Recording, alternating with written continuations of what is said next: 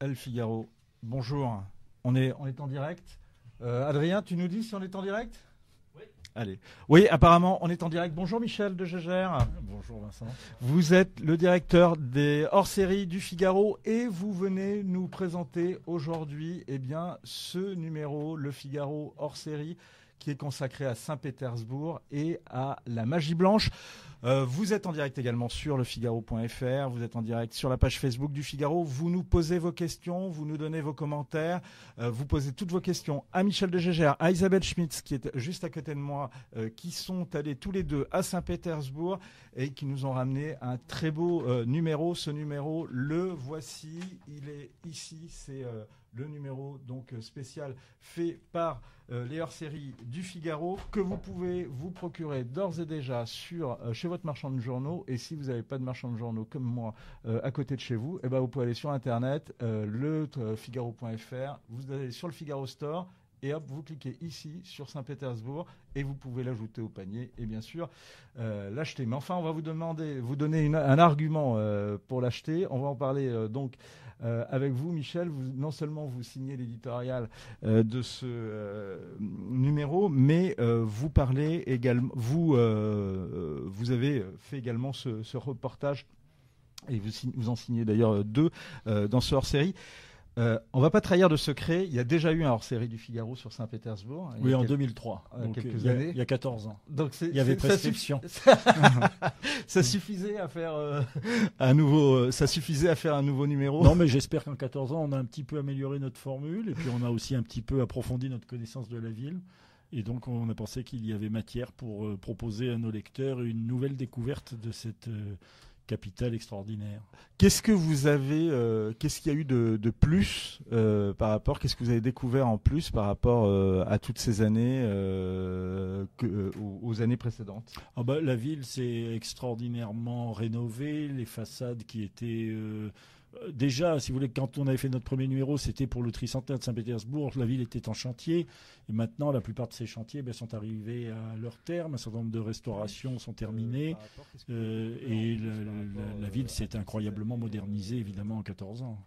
Vous pouvez participer à la discussion justement et savoir qu'est-ce qui a changé en 14 ans. Vous allez sur le player du Figaro. À droite, là, juste à côté, vous avez, à côté de Michel, vous avez bien de quoi discuter. Vous ouvrez l'onglet « Participer à la discussion » et dedans, vous pouvez mettre vos commentaires, poser vos questions.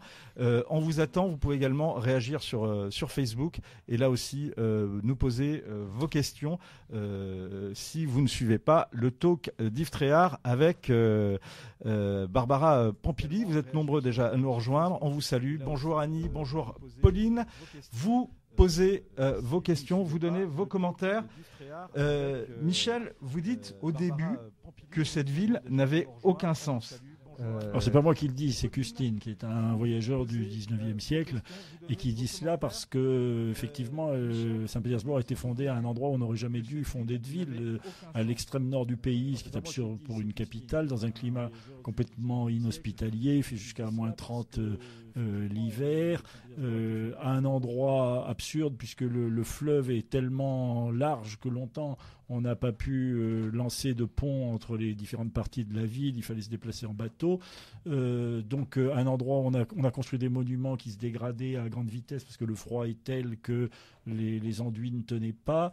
Donc il y avait quelque chose... vous savez, Saint-Simon, à propos de Versailles, parle chez Louis XIV du plaisir absurde de vouloir forcer la nature qu'il discerne chez Louis XIV. Alors chez Pierre le Grand, c'est bien pire. C'est vraiment la volonté de créer une ville là où il n'aurait jamais dû y en avoir. Alors à l'origine, c'est un rêve ?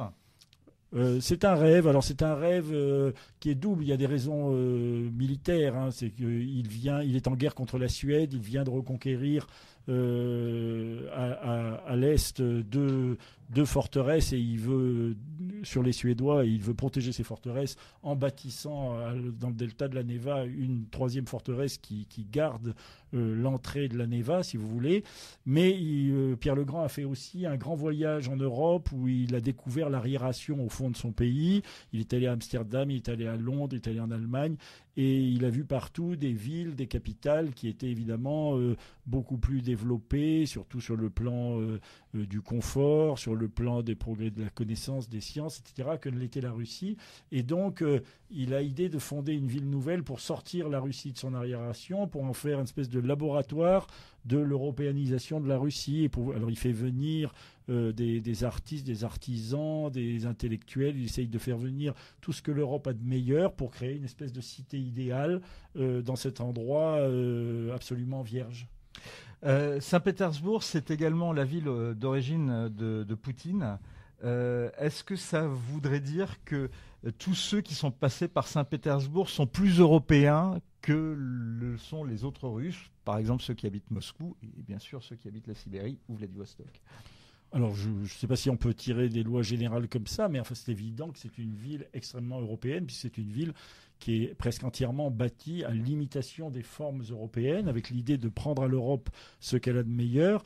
Ce que Saint-Pétersbourg a d'extraordinaire, c'est qu'en voulant imiter l'Europe, elle le fait à la russe, et donc on a créé à Saint-Pétersbourg quelque chose qui n'existe nulle part ailleurs en Europe, un mélange des styles, mais des styles européens, mais des styles revisités par l'âme russe, donc avec un gigantisme, avec des proportions qui n'appartiennent qu'à la Russie, avec aussi des couleurs extraordinaires, avec des façades vertes, bleues, roses, qu'on voit rarement ailleurs. Et donc, c'est créé une espèce de synthèse pétersbourgeoise qui est la synthèse, si vous voulez, de l'âme russe avec le raffinement européen. Alors, est-ce que cela joue sur la mentalité de ses habitants? Probablement que, effectivement, l'œil des habitants de Saint-Pétersbourg est formé dès la naissance à un certain nombre d'habitudes européennes, de canons, si vous voulez, de l'art européen, qui certainement a des conséquences sur les mentalités. Ah, vous êtes modeste, vous n'êtes pas en retrait par rapport à votre édito dans le Figaro hors série, puis un autre très bon livre qu'on recommande qui s'appelle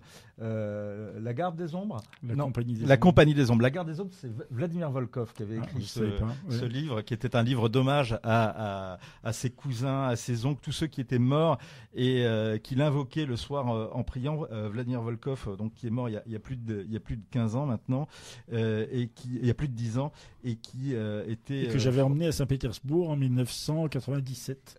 Et il avait découvert la ville parce qu'en fait, lui était né en France et il ne connaissait la Russie que par les livres. Et vous, donc, c'est la Compagnie des Ombres. Voilà. Et dans la Compagnie des Ombres, il y a un très beau chapitre, un chapitre très fort que vous consacrez à la Russie. On en a un petit peu un avant-goût dans votre édito. Je suis désolé, je vais tout de suite à la chute. Quand vous dites... Ce que l'alchimie donc de Saint-Pétersbourg révèle, c'est l'européanité profonde d'un pays et d'un peuple qui ont intégré ce que l'Europe avait de meilleur, sans pourtant renoncer à être eux-mêmes. Oui, c'est-à-dire que en fait, c'est la critique que l'on fait souvent à Saint-Pétersbourg d'être une ville artificielle, parce que c'est vrai que c'est une ville qui est née de l'imitation. C'est vrai que l'architecture de Saint-Pétersbourg, les mœurs de Saint-Pétersbourg, même la littérature ou la musique qui sont nées à Saint-Pétersbourg sont nées de l'imitation des formes européennes, sont nées effectivement de cette volonté de Pierre le Grand finalement de tourner le dos à cette espèce de nostalgie byzantine qui avait été celle de la Russie moscovite pour s'ouvrir à l'Europe moderne en essayant de l'imiter par tous les moyens. Mais encore une fois, ce qui est propre à cette ville, c'est que l'imitation peut être féconde. L'imitation n'est pas... Je pense qu'il faut sortir de cette idée d'une créativité qui sort de rien. Ce n'est pas parce que l'on imite des formes anciennes ou étrangères qu'on ne peut pas être soi-même, et que la magie de Saint-Pétersbourg est de montrer la fécondité de l'imitation, comment en imitant des formes qui effectivement ne sont pas issues de votre propre culture, de votre propre fond, eh bien, on peut arriver à faire une synthèse qui soit elle-même originale et féconde. On salue Swad qui nous rejoint, Tarek qui nous dit en même temps c'est une ville finno-russe avec une ouverture, une fenêtre sur l'Europe. Et vous revenez beaucoup, Michel, dans votre éditorial et puis dans ce numéro sur cette notion de fenêtre sur l'Europe. Vous expliquez que c'est une fenêtre sur l'Europe, mais c'est également une fenêtre sur la Russie.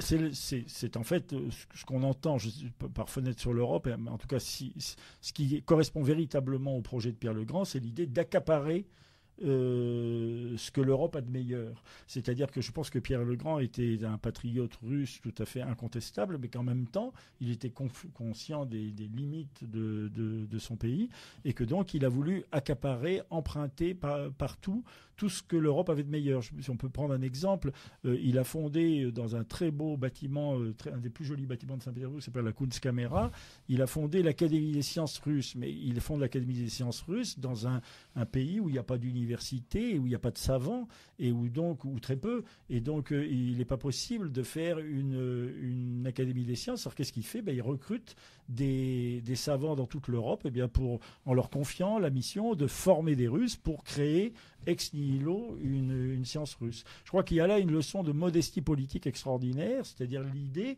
que lorsque on est soi-même dans une situation de retard, d'arriération, eh bien le fait d'aller chercher des modèles à l'extérieur n'a rien de honteux. Au contraire, c'est la première marche pour devenir pleinement soi-même par l'assimilation de ce que le reste du monde peut vous donner de meilleur. On salue Bastien qui nous dit que c'est l'une des plus belles villes qu'il a pu visiter. On salue également, je voulais le faire depuis tout à l'heure, Thibaut qui salue sa cousine Isabelle qui l'a ratée de peu a priori. Eh bien Thibaut, vous allez pouvoir dialoguer tout à l'heure avec Isabelle parce qu'elle va être là, elle est ici dans le studio. Michel, vous avez visité un certain nombre de villes. Il faut retrouver d'ailleurs les hors-séries du Figaro. On se lâche jamais de se rappeler que on peut l'acheter sur le Figaro Store, mais également il y a d'autres hors-séries que vous avez réalisées. Alors peut-être pas sur des villes. Si, nous avons fait des hors-séries sur le même modèle. Pas ceux-là. C'est pas ceux-là, pas ceux qu'on voit là actuellement. Mais il y en a d'autres que vous avez fait. Voilà, notamment on voit celui sur la Toscane. On a énormément Venise. Je sais pas. Il y a encore des hors-séries que vous pouvez faire sur Venise. Vous n'avez pas tout exploré à Venise? Ah non, bien sûr, on en fera. À Rome? Oui, on a fait un certain nombre de hors-séries sur Rome, sur Venise, sur Jérusalem, sur Amsterdam, sur Prague. Disons qu'il y a sur Florence. Sur Florence, voilà. Nous pensons qu'à travers l'exploration de toutes ces capitales de la culture, c'est l'occasion de faire revivre à la fois leur histoire, qui est aussi un peu notre histoire, et d'en montrer les beautés, et par là d'approcher un tout petit peu ce qu'est l'essence de la civilisation. La plus belle de toutes les villes que vous avez visitées jusqu'à présent? C'est difficile de classer les villes comme ça, parce que non, c'est pas que tout se vaille, mais c'est difficile de faire vraiment. Les villes ont des qualités qui sont très différentes les unes des autres, et si vous voulez, je crois que Paris et Rome sont quand même des villes qui ont une densité historique telle qu'il est difficile de leur trouver des rivales sérieuses, mais Saint-Pétersbourg est certainement l'une des villes les plus fascinantes, les plus magiques, justement parce que ce caractère un petit peu artificiel d'une ville qui est toute récente, qui a 3 siècles, lui donne une espèce de perfection formelle par son homogénéité. C'est-à-dire que c'est une ville qui a été bâtie, conçue d'une pièce. On n'y voit pas, comme on peut le voir à Paris ou à Rome, l'enchevêtrement des couches archéologiques, si vous voulez, l'enchevêtrement des siècles, mais on y voit on y ressent une impression d'élégance, d'harmonie, de beauté, de grandeur, qui sont tout de même exceptionnelles. Alors, il y a quelque chose, c'est pour ça que je remets cette photo ici, que vous dites, que vous relevez, c'est que on voit que la moitié de la photo. On voit que la moitié de la photo. Justement, il faudra acheter le hors-série pour l'acheter. Parce qu'il y a un très joli bâtiment sur la droite qui n'est pas sur la photo. Mais justement, là, c'est l'arrière-plan. Il est juste à côté de vous. C'est la Kunstkamera dont je parlais tout à l'heure. Et non, il y a quand même quelque chose qu'on aperçoit en haut à gauche de la photo. Si on a une idée, et c'est ce qui frappe le voyageur quand il va à Saint-Pétersbourg. Dites-vous, et ce qui vous a frappé, c'est l'horizontalité de la ville. Oui, alors c'est l'anti-Manhattan. C'est l'anti-Manhattan. Alors c'est dû à Pierre le Grand qui a imposé, et puis ses successeurs après lui, ils ont imposé une taille, une hauteur maximum au palais pour donner une impression d'homogénéité, cette hauteur n'étant brisée que par un certain nombre de clochers et de flèches, soit clochers des églises, soit comme on le voit ici avec la flèche de l'Amirauté, qui est le centre du chantier naval que Pierre avait fondé et qui ensuite a été le siège de la marine russe. Et donc cette volonté d'urbanisme, d'imposer une hauteur au palais, eh bien, donne à la ville une extraordinaire impression d'horizontalité. On a l'impression que la ville qui est ordonnée autour de la Neva, donc ce grand fleuve, eh bien, les immeubles accompagnent en quelque sorte de cette force horizontale le cours de la Neva, et ça participe effectivement à la magie de la vision de la ville. Et Custine, dont vous parliez au tout début, ce voyageur du 19e siècle, c'est un aristocrate français, lui trouvait ça complètement absurde en disant que précisément l'horizon étant entièrement plat, eh bien, il aurait fallu créer du pittoresque, créer de la verticalité, multiplier les architectures pour justement distraire l'œil de cette impression morne et plate. Moi, je crois au contraire qu'il n'a rien compris, ouais, et que précisément le prodige de Saint-Pétersbourg est cette architecture qui se marie à la nature, qui en épouse l'horizontalité, tout en créant un effet de surprise, eh bien, par la variété des formes et des couleurs. Parce que, vous voyez, là, on voit à droite le palais d'hiver qui est vert, d'un vert extrêmement fort. D'autres bâtiments sont bleu turquoise. Il y a vraiment une audace dans la couleur qui compense cette sagesse, cette relative sagesse dans l'horizontalité. On n'a pas parlé d'une période, enfin là on brosse, on va revenir un peu en détail avec Isabelle, mais une période qui est quand même marquante dans l'histoire russe, c'est peu de le dire, c'est la période soviétique. Comme Saint-Pétersbourg s'est appelé Leningrad à cette époque, comment Saint-Pétersbourg était vu et comment Saint-Pétersbourg a vécu sous la période soviétique? Alors d'abord, elle a été un petit peu une capitale destituée, puisque assez rapidement les autorités sont parties pour Moscou. Et c'était la capitale impériale par rapport à la capitale de l'Union soviétique qui était Moscou. Donc c'était un petit peu, je dirais pas une capitale mal vue, mais un petit peu, quoi. C'est l'ancienne capitale qu'on a dégradée de sa qualité de capitale.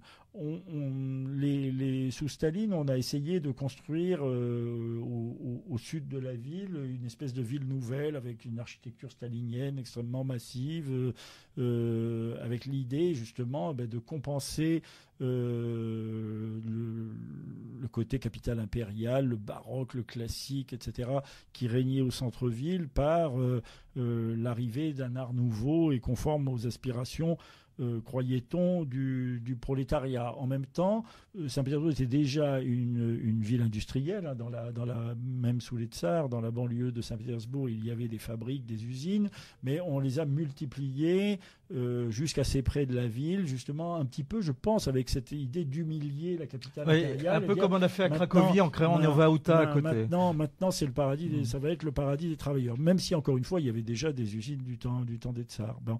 Mais disons que probablement de façon plus discrète. Et puis il se passe quelque chose d'extraordinaire, c'est la Deuxième Guerre mondiale, il y a le siège de Saint-Pétersbourg, qui est un siège qui dure très longtemps, qui est extrêmement cruel, avec un très grand nombre de morts, une famine terrible, et les habitants de Leningrad, puisque ça s'appelle Leningrad à l'époque, résistent à l'avancée allemande avec un très grand courage, au prix de nombreux morts.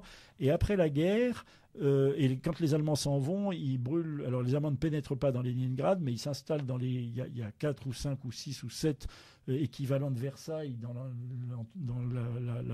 la proximité immédiate de Saint-Pétersbourg. Les Allemands sont là puisqu'ils assiègent la ville, et là ils brûlent tout sur leur passage, c'est-à-dire qu'avant de partir, ils détruisent ces résidences impériales, ils ne laissent que des murs noircis par le feu.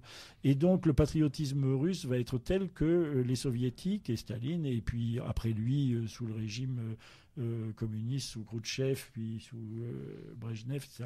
On va restaurer et presque reconstruire ex nihilo certains de ces palais. On va les restaurer d'une façon extrêmement luxueuse, extrêmement minutieuse, en mobilisant, si vous voulez, de la même façon que les communistes ont concentré tous leurs moyens sur la conquête spatiale. Du point de vue patrimonial, ils ont tout concentré là-dessus et ils ont fait des restaurations, des reconstructions qui laissent pantois d'admiration, qui sont admirables par la qualité du travail, qui sont spectaculaires par l'ampleur des travaux. Vous avez des photos qui vous montrent le avant-après avec des murs noircis où vous vous retrouvez dans des palais dorés, ruisselants de dorures et quelquefois un petit peu trop neufs, mais enfin ça vieillit avec le temps et on sent qu'il y a eu une fierté russe, la volonté de ne pas laisser les Allemands détruire le patrimoine national, qui a fait que je pense qu'il y a une espèce de réhabilitation morale de Saint-Pétersbourg, enfin de Leningrad, d'une part par le courage que les habitants avaient manifesté pendant le siège, et d'autre part avec cette volonté d'effacer les destructions commises par l'armée allemande. Et voilà, et je pense que là-dessus, c'est aussi une ville intellectuelle, donc toujours un petit peu suspecte sous Staline, mais au fur et à mesure que le régime se décompose, ça va devenir un petit peu la ville qui justement est tournée vers l'Occident, la ville qui est peut-être en avance sur Moscou pour la perestroïka. Et ça, Irina Tchikov le raconte très bien dans toute la première partie du numéro qui est consacré à l'histoire de Saint-Pétersbourg. Donc les dates qui ont marqué, il y en a 12 qui ont marqué Saint-Pétersbourg. Enfin, vous en avez retenu 9. Oui. Voilà, oui. Pardon. Mais c'est une convention. Disons que c'est notre système et notre formule, c'est de raconter l'histoire d'une ville, d'un personnage à travers 9 journées significatives, de telle sorte qu'on puisse à la fois avoir la place de raconter les choses en détail, mais sans donner l'ennui d'un article qui serait beaucoup trop long. Qu'est-ce qui vous a frappé d'ailleurs s'il y a une anecdote à retenir, par exemple, sur Dostoïevski à Saint-Pétersbourg, serait laquelle? Ou celle qui vous a frappé? Bon, disons que la plus connue malgré tout et la plus touchante, c'est, si vous voulez, cette scène où le jeune Dostoïevski fréquente un cercle d'intellectuels, le cercle Petrachevski, et ils discutent de la réforme du régime, et puis ils sont arrêtés. On croit à une conspiration sérieuse, etc. Ils sont condamnés à mort et ils sont amenés sur la place au Foin, je crois, pour être exécutés. Et Dostoïevski raconte qu'il voit briller la flèche de l'amirauté, la flèche d'or de l'amirauté, qu'il la regarde comme si c'était la dernière chose qu'il verrait de sa vie. Et au moment de commander le feu, eh bien, on apprend aux condamnés que le tsar, c'est Nicolas Ier, les a graciés et qu'ils partent pour la Sibérie. Et c'est en Sibérie que Dostoïevski va se convertir, va revenir sur lui-même, va finalement forger tout ce qui sera l'arrière-plan de ses romans, le fond de son génie, mais il aura du mal à pardonner à Nicolas Ier cette expérience de ce simulacre d'exécution où il a été amené dans une place comme condamné à mort et a cru que sa dernière heure était venue. Marc nous nous dit bonjour, on le salue, bonjour Marc. Est-il vrai que Pierre le Grand avait un tel désir de faire de cette ville une ville colorée qu'il fit exécuter un architecte car il a créé un bâtiment bien trop grisâtre et triste, et Marc a oublié le nom de ce bâtiment? Non, je pense que ça fait partie. Il y a énormément de légendes sur Pierre le Grand, je ne sais pas, mais il y a énormément de légendes sur Pierre le Grand. Les couleurs de Saint-Pétersbourg ne datent pas véritablement de Pierre le Grand. Du temps de Pierre le Grand a idée de créer un nouvel Amsterdam, donc beaucoup de bâtiments sont rouges comme un certain nombre de bâtiments en Hollande, et beaucoup sont jaunes, donc il y a du rouge et jaune, mais le côté vert turquoise, bleu canard, etc., toute cette fantaisie, il est postérieur, c'est plutôt sous sa fille Élisabeth que l'on va avoir ça. Donc Pierre le Grand est extrêmement exigeant, mais je pense que cette histoire d'architecte est inventée, mais il y a beaucoup d'histoires inventées. Vous savez, à la Kunstkamera, il avait acheté en Hollande, pendant sa grande ambassade, il avait acheté une collection anatomique, c'est-à-dire une collection de fœtus dans des bocaux avec tous les anormaux possibles et imaginables, etc. Parce que il souhaitait développer la médecine en Russie et il pensait que c'est par l'étude de l'anomalité que l'on arrive à comprendre ce qui se passe dans le corps humain. Donc il avait acheté cette collection pour faire progresser les connaissances. Et comme elles étaient conservées à la Kunstkamera, qu'il avait par ailleurs, comme il voulait faire progresser les connaissances, ouvert au public, comme étant un peu le premier musée public de Russie, on a raconté, et que lorsque les gens venaient, on leur proposait un coup à boire. On a raconté que Pierre était un obsédé, une espèce d'esprit malsain qui voulait se repaître de la contemplation des anormaux, etc. Ouais. Et qu'on obligeait les gens à venir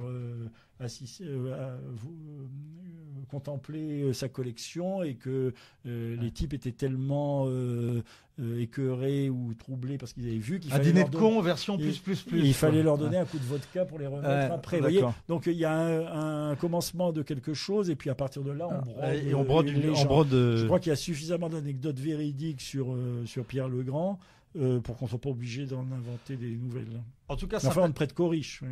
Saint-Pétersbourg intéresse partout dans le monde, puisqu'on a Khalid qui nous suit depuis le Maroc, qu'on salue. On salue également Joe qui nous écoute depuis les États-Unis, donc qui vient de se lever. On le salue également. Et puis on salue ceux qui nous écoutent depuis la France. Yolène qui nous dit depuis Dijon. L'histoire est présente dans cette ville. Les célébrités de Bourgogne, il y fait bon vivre. Et notamment le Figaro Histoire que dirige également Michel avait consacré un article à Jacques Coeur à la suite d'un livre de Jean-Christophe Ruffin. Oui, et au Grand-Duc d'Occident aussi, on a fait quelque chose, je ne sais plus dans quel numéro, sur le palais des ducs de Bourgogne à Dijon. Et on salue également Hugues qui nous suit de Bordeaux et Laurent qui nous suit depuis Metz. Vous posez vos questions, vous donnez vos commentaires. Michel, avant de vous libérer, parce qu'il faut justement parler du Figaro Histoire, il faut boucler le prochain numéro du Figaro Histoire. Jeudi, rendez-vous important pour Figaro hors série, c'est le lancement en grande pompe de ce numéro au Centre culturel orthodoxe. Qu'est-ce que vous allez...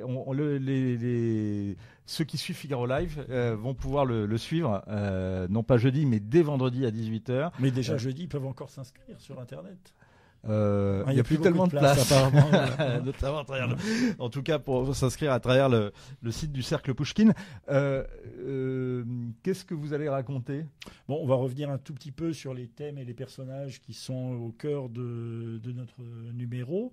Et puis, il y aura un concert de musique russe dans la cathédrale qui est voisine du centre culturel. Et on répondra aux questions des auditeurs sur tout ce qui pourra les intéresser sur Saint-Pétersbourg. Et donc ça, c'est jeudi, Isabelle, 19h30 ? 19h30 au Centre culturel russe Quai Branly à Paris. Et puis, si vous ne pouvez pas être là, eh bien, vous resterez sur Figaro Live. Vous pourrez suivre a priori dès 18h vendredi soir. On s'excuse parce qu'on n'a pas tenu aujourd'hui tellement les horaires. On avait prévu de le faire à 11h15, midi et quart. On était un peu resté à l'heure d'été. Merci beaucoup Michel. Merci, et le prochain numéro de Figaro Histoire, c'est sur quoi ? Le dossier central sera sur l'Espagne musulmane et le vivre ensemble entre chrétiens, juifs et musulmans dans l'Espagne musulmane. Vous savez qu'il y a un livre d'un historien cubain ou espagnol, Sérafine Fanchoul, qui remet en question un petit peu toutes les légendes qui ont été entretenues autour de l'idée d'une cohabitation extrêmement pacifique sous l'égide de l'islam dans l'Espagne musulmane. Et il montre qu'il y a eu quand même un certain nombre, d'une part, de massacres et de martyrs, et une condition assez difficile pour les chrétiens et les juifs pendant ces années-là, qu'il y a certes des très très beaux monuments, mais que, comme l'Alhambra de Grenade, etc., mais que la beauté de ces monuments ne peut pas faire préjuger de la douceur de vivre pour ceux qui n'étaient pas calife à la place du calife. Eh bien, on suivra ça donc dans le prochain numéro de Figaro Histoire. En attendant, vous procurez le numéro sur Saint-Pétersbourg, le dernier numéro du Figaro hors série. Et pour ça, rien de tel que d'aller sur le Figaro Store. Vous voyez, vous allez donc sur la page Figaro Store et vous cliquez sur Saint-Pétersbourg. Et il suffit que de le faire comme moi, c'est-à-dire de l'ajouter au panier, mais moi je vous donnerai pas mon numéro de carte bleue pour l'instant, mais vous pourrez le garder et vous pourrez le donner au site qui vous garantit bien entendu la confidentialité. Merci Ralid qui nous dit que c'est un sujet intéressant et d'actualité et qui aimerait bien qu'on fasse une prochaine émission sur cette question, Michel, donc de l'Espagne musulmane. Donc rendez-vous est pris. On verra quand est-ce qu'on la fera. Et Ralid nous dit également, Pierre le Grand, tout est grandiose comme le nom, bien sûr.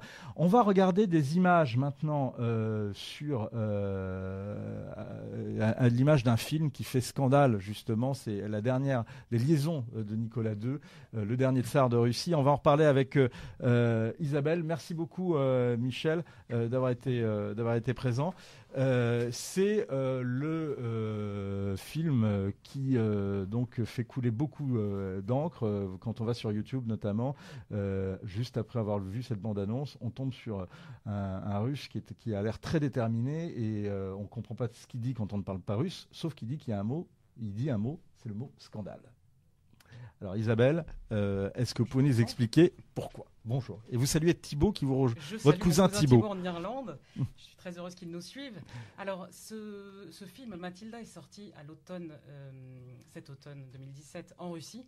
Il a fait scandale parce que il met en scène, en fait, il raconte l'histoire d'amour réelle du futur Nicolas II. Attention, il n'était pas tsar, il n'était pas marié, ça n'est pas une histoire adultère, c'est le premier grand amour qu'il a vécu alors qu'il avait entre 21 et 23 ans et qu'il était épris d'une ballerine, Mathilda Kschessinskaya, qui est un personnage assez connu et qui faisait partie de la troupe du ballet impérial. Ce film Mathilda raconte en fait les hésitations du tsarevitch qui est follement amoureux de Mathilda, mais qui aime également sa fiancée Alix de Hesse, qu'il va finir par épouser.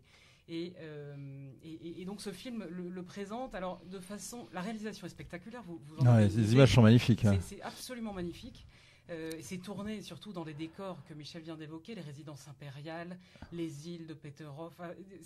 On découvre et on redécouvre les beautés de Saint-Pétersbourg à travers ce film. Il y a quelques scènes à Moscou, la scène du couronnement, qui est la scène inaugurale et finale du film que vous avez, voilà, est vraiment spectaculaire et très très belle. Ce qu'il y a deux choses. C'est assez caricatural sur l'histoire elle-même et sur le caractère de Nicolas II. Nicolas, enfin le tsarevitch Nicolas est présenté déjà et joué par un acteur qui a 40 ans. C'est un acteur allemand. Alors il y a eu une polémique en Russie pour dire que c'était un acteur de film X, ce qui n'est pas vrai. Mais déjà ça fait partie encore d'une de ces légendes autour de Saint-Pétersbourg dont parlait Michel. C'est une autre légende. Mais cet acteur en tout cas déjà n'était pas russe, donc forcément bon, ça plaisait moyennement aux Russes. Et surtout il a 40 ans alors que le jeune Nicolas n'en a que 21 à l'époque des faits. Et puis dans la réalité, parce que lors du reportage que nous avons fait à Saint-Pétersbourg pour le Figaro hors série, nous avons visité le palais de la ballerine Mathilda Kschessinskaya, qui relate l'histoire dans les détails. C'est très intéressant de lire vraiment les journaux de Mathilde et de Nicolas à l'époque. Chacun d'entre eux disant « Aujourd'hui, j'ai rencontré le tsarevitch. Aujourd'hui, j'ai rencontré la jeune ballerine. Elle est charmante, son regard m'inspire. Je suis allé prendre le thé chez la ballerine. Nous avons parlé poésie et littérature pendant tout l'après-midi. » C'est assez fin, c'est délicat. Ils tombent réellement amoureux. Or, dans le film... Ouais, ça a l'air d'être une espèce de passion, c'est rapide, hein, de passion torride, presque post-hollywoodienne. Et puis la scène dans laquelle ils se rencontrent et la première fois qu'ils se parlent, c'est dans une chambre qui est prête pour que la ballerine cède à un droit de cuissage déguisé.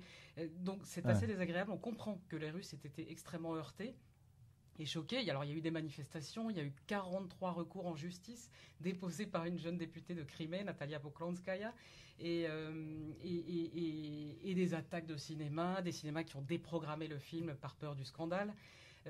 Et alors, la deuxième grande raison, c'est que Nicolas II et sa famille ont été canonisés en tant que martyrs, souffre-douleur du peuple russe, et du coup, l'Église orthodoxe considère que cela offense les sentiments des croyants de parler de la vie intime du tsar, et surtout pour une histoire qui est très anecdotique au regard de sa vie et de sa fin tragique, comme le disait Hilarion, l'un des patriarches de l'Église de l'Église orthodoxe. De l'Église orthodoxe, c'était pas forcément la meilleure idée à 100 ans de la mort de cette famille impériale de rappeler ce fait. Isabelle, on va retourner un petit peu sur le numéro donc du hors-série sur Saint-Pétersbourg qu'on peut toujours justement se procurer sur le site du Figaro, sur le Figaro Store.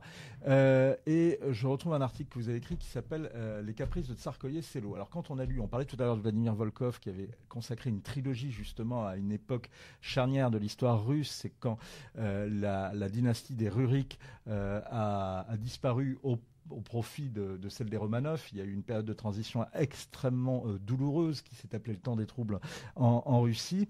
Et Volkov, à bord, parle beaucoup, pas dans ses romans historiques, mais par la suite, de ce site de Tsarskoïe-Selo. On a l'impression que c'est un lieu mythique pour les Russes, en tous les cas, ceux qui... les nostalgiques du tsar. Alors Tsarskoïe-Selo, oui, ça veut dire le village du tsar. En fait, c'est à l'origine une demeure suédoise que Pierre le Grand a récupérée lorsque les Suédois ont fui et qu'il a donnée à sa femme, Catherine Ier. Et puis sa fille Élisabeth, donc la fille de Pierre le Grand, qui finit par lui succéder, fait de Tsarskoïe-Selo ce que vous avez sous les yeux, cette chimère architecturale dont la façade s'étire. Alors là, on ne voit pas la façade dans son ensemble, mais elle fait 306 mètres de long. Il faut lire le hors-série. Vous imaginez ce que ça peut faire. Et en fait, c'est devenu vraiment le Versailles russe, la résidence d'été, mais aussi d'hiver, mais surtout d'été, où les tsars avaient un grand plaisir à passer leurs vacances. Elle est à 1 heure de voiture aujourd'hui de Saint-Pétersbourg. Et en fait, chacun des tsars y a imprimé sa marque. Mais surtout, pour commencer, les fameuses tsarines, Élisabeth Ier et Catherine II. Alors justement, Catherine II, vous en parlez, elle est abordée dans ce numéro du hors-série, dans la série donc des 9 journées qui ont fait Saint-Pétersbourg, racontée vraiment admirablement par Yana Tchikov. Et un article, un des chapitres, c'est la philosophie dans un article, un chapitre, enfin en tous les cas un des épisodes, la philosophie dans le boudoir. Bien sûr, les mauvais esprits ceux qui ont l'esprit mal placé auront reconnu une allusion au titre d'un roman de Sade. Qu'est-ce qu'il y a à retenir comme anecdote justement sur Catherine II? Alors sur Catherine, il y en a énormément. Quelle est l'anecdote que vous retenez, Isabelle? Il y en a énormément, à la fois sur sa vie. C'est pas une colle. Non, ce n'est pas une colle. Catherine est connue des Français parce qu'elle est célébrée par Voltaire comme la Sémiramis du Nord. Elle est l'amie de Diderot. Elle invite Diderot à Saint-Pétersbourg pour discuter avec lui des Lumières. Et elle lui rachète sa bibliothèque. Elle veut absolument aider le peuple russe à se cultiver. Une anecdote très touchante, c'est le fait qu'elle arrive en Russie à 15 ans. C'est une petite princesse allemande d'une province reculée. Elle arrive, elle ne parle pas un mot de russe. Elle est isolée. Son mari Pierre III la délaisse. Élisabeth, la tsarine, est très dure avec elle. Et pour se consoler, le soir, elle lit les philosophes et elle apprend le russe la nuit. Elle finit par réussir en fait à évincer son mari du trône et par déclarer « Je voudrais être transfusée pour n'avoir plus que du sang russe dans mes veines ». Elle a une personnalité étonnante. Elle a à son actif, je crois, une douzaine de favoris officiels parmi les 21 qu'on lui connaît. Il y a beaucoup d'anecdotes assez drôles. Vous pouvez vous poser vos questions et donner vos commentaires. Je me suis amusé à retranscrire une partie des surnoms qu'elle donnait à Grigory Potemkin, par exemple son favori en scène, mon coq doré, mon cosaque, mon lion, etc. Enfin, ça donne des idées. Et donc ça, voilà, ça c'est sympathique. Après, évidemment, c'est une femme d'État extraordinaire. Ouais. L'anecdote qu'on peut raconter, c'est qu'on montre... Peut-être une anecdote sur Potemkin. C'est celui à qui on a attribué les villages Potemkin. On peut rappeler ce que... Oui, ce que alors les villages Potemkin, ce sont des villages, je crois qu'il a fait construire d'après les instructions de Catherine qui avait pour idée de construire des villes, des lumières, c'est-à-dire tout extrêmement droit, bien construit, bien propre, mais en fait qui ne reflétait pas évidemment l'ensemble de la réalité russe, d'où l'idée de village Potemkin, d'une apparence flatteuse et puis qui ne rend pas compte de la réalité, de la complexité de la réalité. Potemkin, oui, ça a été son amant, son amant, son favori pendant au moins une dizaine d'années, mais comme Catherine lui disait, hélas, mon cœur ne peut pas rester plus d'une heure sans amour. Donc malheureusement, il avait des rivaux, il était trompé assez souvent, mais ils ont quand même gardé une relation d'amitié, d'estime, et Potemkin était son ministre de la guerre. Alors juste, parce que puisqu'on parle d'histoire un peu vaudeville, j'avais une question à vous poser sur Pouchkine, mais dont le funeste destin est abordé dans la page qui vient juste après. Juste, vous dites, Catherine II, c'est une femme d'État c'est absolument une femme d'État. À la différence d'Élisabeth, Élisabeth a malgré tout beaucoup fait pour la Russie et pour Élisabeth, c'est la fille de Pierre Ier. Élisabeth, c'est la fille de Pierre Donc, Pierre Ier qui fonde Saint-Pétersbourg. Élisabeth est sa fille, la fille du deuxième mariage. Et c'est la fille de son deuxième mariage. Et Catherine II est la femme du neveu d'Élisabeth. En fait, Pierre III était le fils de la fille de Pierre Ier, mais d'une autre fille, pas d'Élisabeth. Et c'est Pierre III qui devrait succéder à Élisabeth Ier. Simplement, Pierre III est absolument germanique, n'aime pas Saint-Pétersbourg. Même si c'est une ville européenne. Oui, parce que lui, en fait, il est fasciné par l'Allemagne et il n'aime pas tellement la figure de Pierre Ier. Et en fait, il entreprend des réformes extrêmement impopulaires et surtout, il essaye de faire enfermer sa femme dans un couvent, voire de la faire assassiner. Catherine, qui a un tempérament de feu, en fait, le double par la droite et le fait arrêter et il mourra en captivité, soi-disant d'une colique hémorroïdale, mais en fait, il est vraisemblablement assassiné par les frères Orlov, dont l'un est aussi un favori de Catherine. Rien à voir avec l'ambassadeur de Russie en France. Enfin, peut-être c'est la question qu'on peut se poser. Est-ce que justement l'ambassadeur émérite, qui est Alexandre Orlov, a un lien, a du sang de ces Orlov qui donc ont assassiné le rival de Catherine II? Vous répondez si vous avez la réponse sur le chat du Figaro ou bien sur la page Facebook du Figaro. On salue Sylvie qui nous écoute depuis le Québec et on remercie Rachel qui nous dit super sujet. Eh bien Rachel, si le sujet vous intéresse, d'abord sachez que vous pouvez en vous dépêchant vous inscrire peut-être pour le lancement, la soirée de lancement de ce numéro du hors-série du Figaro qui a lieu au Centre culturel russe. C'est jeudi à 19h30 à Paris. Sur le site du Cercle il faut aller sur le site du Cercle Pouchkine. Ensuite, il faut nous regarder sur Figaro Live vendredi soir, où nous retransmettrons justement cette soirée de lancement. Et puis surtout, ce que vous allez faire tout de suite, vous allez aller soit chez votre marchand de journaux, soit sur le site du Figaro, vous procurez le Saint-Pétersbourg, la magie blanche sur le Figaro Store. Et hop, ça apparaît avec toute une série de publications du Figaro. Vous pouvez les prendre également et vous cliquez sur celle que vous voulez, notamment sur celle-ci, Saint-Pétersbourg, la magie blanche. On parlait de Pouchkine tout à l'heure. Isabelle, on est allé l'autre jour d'ailleurs dans un restaurant russe pour justement annoncer tout ce qui allait être fait autour de Saint-Pétersbourg par le Figaro. On est tombé sur ce portrait de Pouchkine. Rapidement, est-ce que vous pouvez rappeler qui était Pouchkine? Alors Alexandre Pouchkine, c'est un écrivain du 19e siècle. Il est considéré comme le père de la littérature russe. Son ancêtre était rentré au service de Catherine II. Il était d'origine africaine.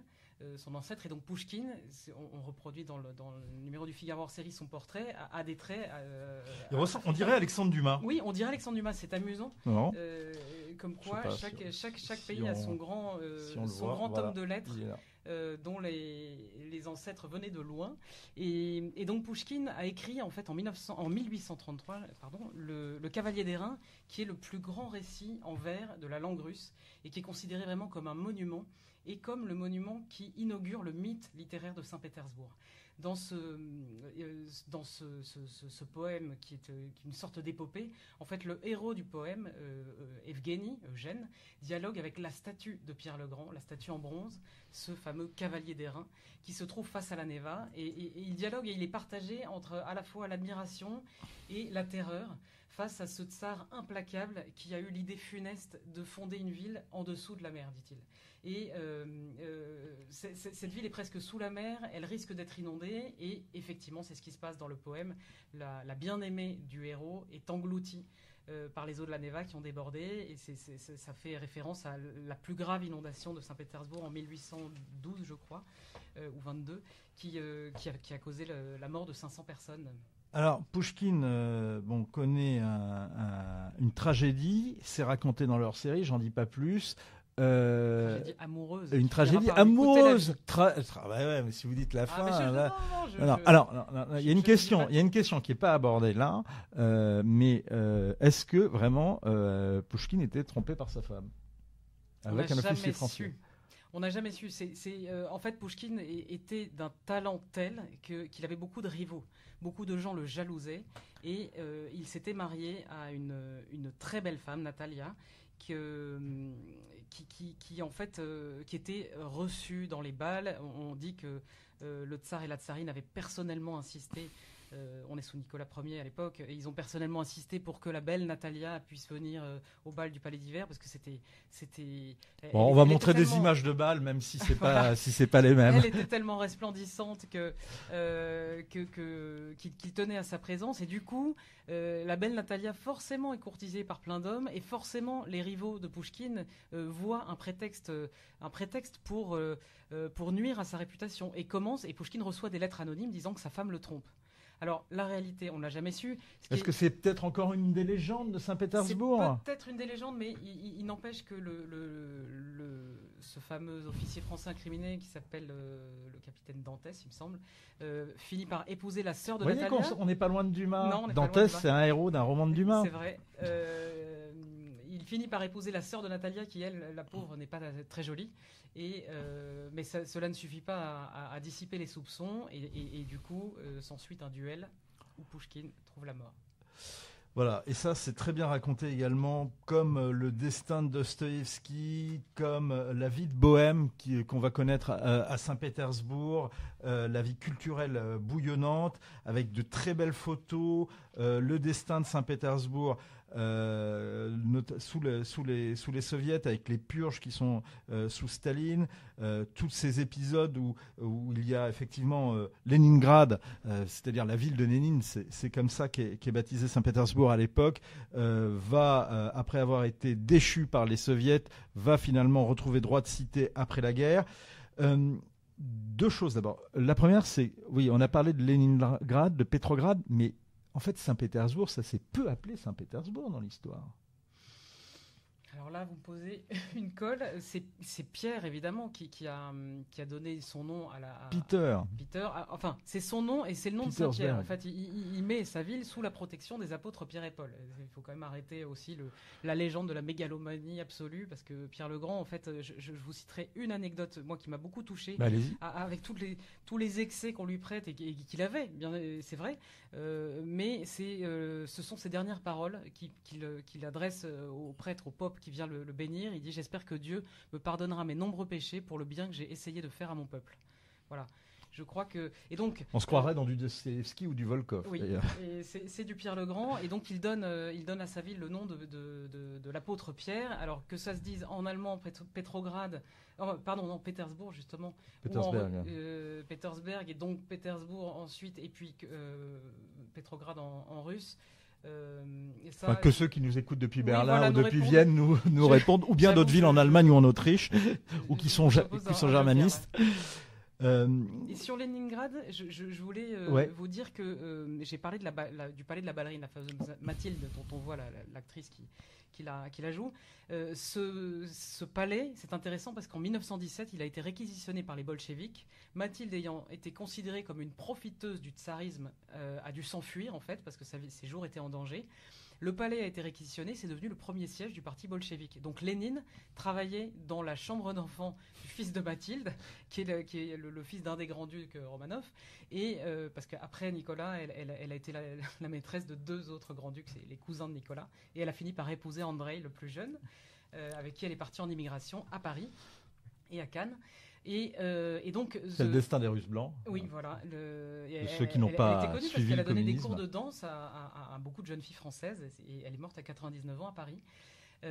Mais pour finir sur ce palais, donc Lénine travaillait dans la chambre d'enfant du fils de Mathilde, Kshessinskaya, dans son salon où avaient lieu les réceptions brillantes, où étaient Chelyabine, de grands noms de la musique et de la danse. Lénine tenait les conférences pour son parti, et les premiers numéros de la Pravda ont été fabriqués également dans ce palais. Et ce palais, depuis 1957, voilà, 40 ans après la Révolution russe, est devenu le musée de la Révolution. Et en fait, en exposant toutes les collections qui jusqu'ici étaient conservées au Palais d'Hiver, au musée de l'Ermitage, toutes ces collections de photos, de documents, d'affiches, de films sur la Révolution russe et sur les années qui ont suivi, ces collections ont été redéployées. Il y a un article du Figaro hors série dans lequel j'en parle de ce musée, parce que ce qui est intéressant, c'est que depuis 1991, le musée a été rebaptisé, non plus musée de la Révolution, mais musée de l'histoire politique, musée d'État de l'histoire politique de la Russie. Et le conservateur nous a dit qu'il y avait une cellule d'une douzaine d'historiens qui travaillaient à plein temps sur toutes ces collections pour essayer de donner un discours plus équilibré, plus complexe et plus riche qu'avant.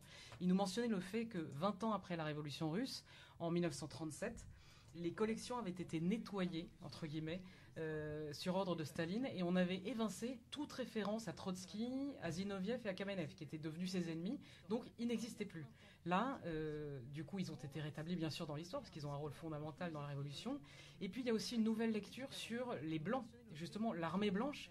Ce conservateur nous disait que jusqu'ici, ils étaient présentés comme des traîtres, non seulement des traîtres à la patrie, mais des ennemis de la Russie, et que, en fait, aujourd'hui, avec toutes les recherches qu'ils avaient faites, ils se rendaient compte que ces gens-là aimaient leur pays, qu'ils avaient fait le choix qu'ils considéraient le meilleur pour leur pays, et du coup, toute une salle leur est consacrée. Et je dois dire que c'était non seulement ce musée est formidable, je conseille à tous ceux qui iront à Saint-Pétersbourg de le visiter, parce qu'on comprend l'histoire de la Révolution russe et des décennies qui ont suivi, mais c'est un travail historiographique qui est passionnant et qui est assez émouvant en fait.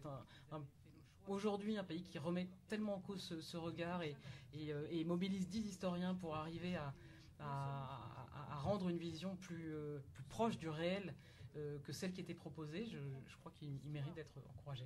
Merci beaucoup Isabelle, et justement en attendant de faire cette visite, vous allez regarder le Figaro hors série. Ah oui, juste j'ai une dernière question. Quand on regarde la couverture, on voit cette église, c'est l'église Saint-Isaac. Ça rappelle Saint-Pierre de Rome, c'est normal ? Ah oui, c'est absolument normal, ça rappelle Saint-Pierre de Rome, encore que ça rappelle un peu moins Saint-Pierre de Rome que Notre-Dame de Kazan, une autre église qui a carrément les bras de la colonnade du Bernin. Oui, c'est normal parce qu'en fait, comme le disait Michel de Gégère, chaque tsar a essayé de faire une synthèse en fait du meilleur goût de l'époque. Et donc la cathédrale Saint-Isaac, dont la construction a commencé sous Alexandre Ier, puis elle s'est étendue, elle a duré plus de 40 ans, je crois. Mais donc, effectivement, il y a une référence à Saint-Pierre de Rome, peut-être à Saint-Paul de Londres également. Et en tout cas, les tsars ont voulu. Puis le Capitole Capitole à Washington. Voilà. The Classicisme. Ça, c'est quand même assez les mêmes époques en fait. Voilà, c'est les mêmes époques. Mais c'est vrai que. Ou les Invalides. Ou le Dôme des Invalides.